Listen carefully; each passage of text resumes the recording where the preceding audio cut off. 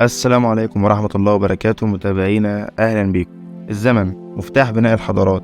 من بداية حياة الإنسان على الأرض بدأت دراسة الزمن، فهنلاقي الإنسان في الحضارات القديمة وضع تقويم للسنة، قسمها لشهور وأيام، وده كله عشان يحدد الأوقات المناسبة للزراعة ويعرف أوقات حدوث الفيضانات وحاجات كتير كانت من أسباب قيام الحضارات القديمة.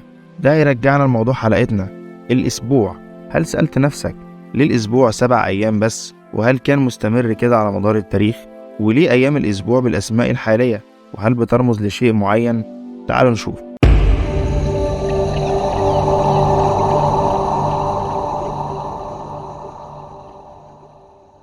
نبدأ مع الحضارة المصرية القديمة واللي بتعتبر من أقدم الحضارات في التاريخ. هنلاقي إن المصري القديم كان أول من وضع تقويم دقيق للسنة، وقسم السنة ل 365 يوم و12 شهر، بحيث كل شهر 30 يوم، والخمس أيام المتبقية كانت تسمى أيام النسيء. طب والأسبوع؟ الأسبوع كان عبارة عن 10 أيام، وتم تسمية نص أيام الأسبوع بأسماء الآلهة المصرية القديمة. ما ينفعش نعدي على التاريخ القديم من غير ما نذكر حضارة بلاد الرافدين ببابل، واللي قسموا الأسبوع ل7 أيام، وده العدد اللي مستمر حتى الآن. مسميات الأيام ارتبطت بالآلهة في الوقت ده، واللي كانت هي الأجرام السماوية اللي يقدروا يشوفوها زي الشمس والقمر وعطارد والمريخ. هنلاقي الأسبوع عندهم كان بيبدأ يوم الأحد حاليا اللي هو يوم الشمس. بما إننا عدينا على حضارة بابل، فحبيت أذكر لكم أسماء الأيام باللغة السومرية القديمة ورمزيتها الأجرام السماوية. الأسبوع كان بيبدأ زي ما قلنا يوم الأحد عندنا دلوقتي اللي هو يوم الشمس، واسمه أوتو. بعدين نانا اللي هو القمر، جوجا لانا المريخ، إنكي عطارد، إنليل المشتري، إنانا الزهرة، نينورتا زحل اللي هو بيمثل لنا دلوقتي يوم السبت وهو نهاية الأسبوع.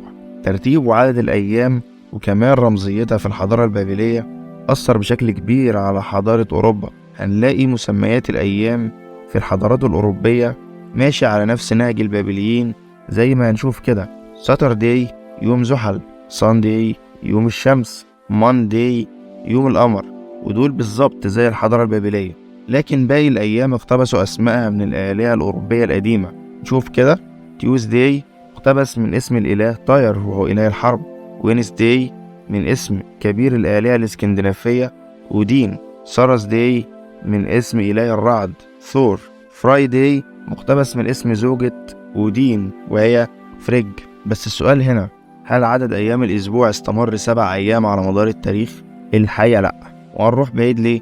نبدأ من أوروبا. الرومان القدماء استخدموا الأسبوع 8 أيام وأطلقوا عليه اسم دورة الأسواق، لكن لما الإمبراطور الروماني أغسطس تولى الحكم استخدم نظام الأسبوع 7 أيام طبقا للنظام الجولياني.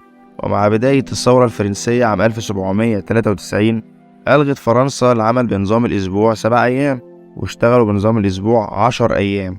بس مع اتفاقية 1801 واللي تم فيها إعادة إنشاء الكنيسة الرومانية الكاثوليكية في فرنسا، رجع العمل بنظام الأسبوع 7 أيام تاني منذ عيد القيامة 18 إبريل 1802. وطبعا ما ينفعش نعدي على الموضوع من غير ما نذكر الاتحاد السوفيتي اللي كان بيلعب في أيام الأسبوع حرفيا. في عام 1929 استخدم الاتحاد السوفيتي نظام الأسبوع 5 أيام، ما عجبهمش فغيروه لنظام الأسبوع 6 أيام، لحد ما استقروا في النهاية على نظام الأسبوع 7 أيام في 27 يونيو 1940. كفاية كده على أوروبا، وتعالوا نبص بصة على الشرق الأقصى. الحقيقة إن غزو المغول للصين طمس كتير من التاريخ، بس وصل لنا إن أسرة شانج في الفترة من 1200 ل 1045 قبل الميلاد استخدموا نظام الأسبوع 10 أيام زي قدماء المصريين.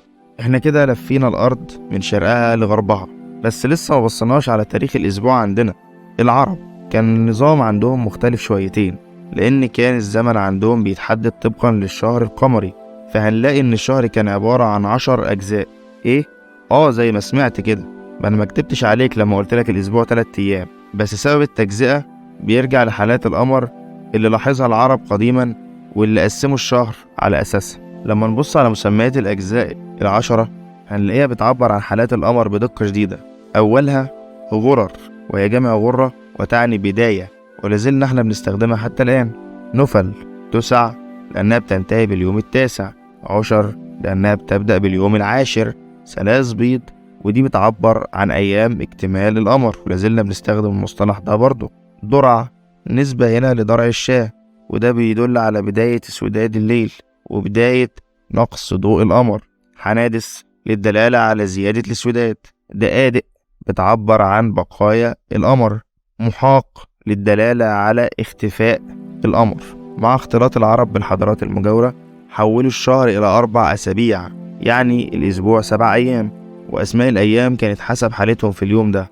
فالبداية كانت مع يوم الأحد ولأنه البداية فسموه أول، ثم أهون للدلالة على مرور اليوم ده بسهولة، ثم جبار لانتصاف أيام الأسبوع فهو يجبر الأسبوع أوله وآخره، ثم دبار لأنه بعد الجبار والعرب كانوا بيقولوا دبر ما جبر، ثم مؤنس وده يوم العرب كانوا بيميلوا فيه للاسترخاء والراحة، ثم عروبة والعرب سموه نسبة إلى اسمهم تمجيدا لهذا اليوم، ثم شيار ويمثل نهاية الأسبوع بالنسبة للعرب وهو يوم السبت حاليا.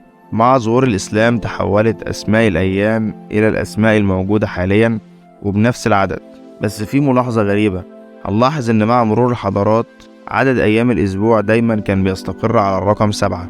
بيفسر الموضوع ده الشيخ الشعراوي عليه رحمة الله عن طريق مسميات الأيام عند العرب بعد ظهور الإسلام واللي ربطهم بخلق الله للكون اللي كان في 6 أيام. فقال إن الأحد أول أيام الأسبوع وهو أول أيام الخلق، واستكمل العد حتى اليوم الخامس وهو يوم الخميس، وفي اليوم السادس اكتمل واجتمع الخلق كله فسمي بالجمعة، وانقطع الله عن الخلق في اليوم السابع وهو يوم السبت، والذي يعني في اللغة العربية الانقطاع. بس كده، سلام.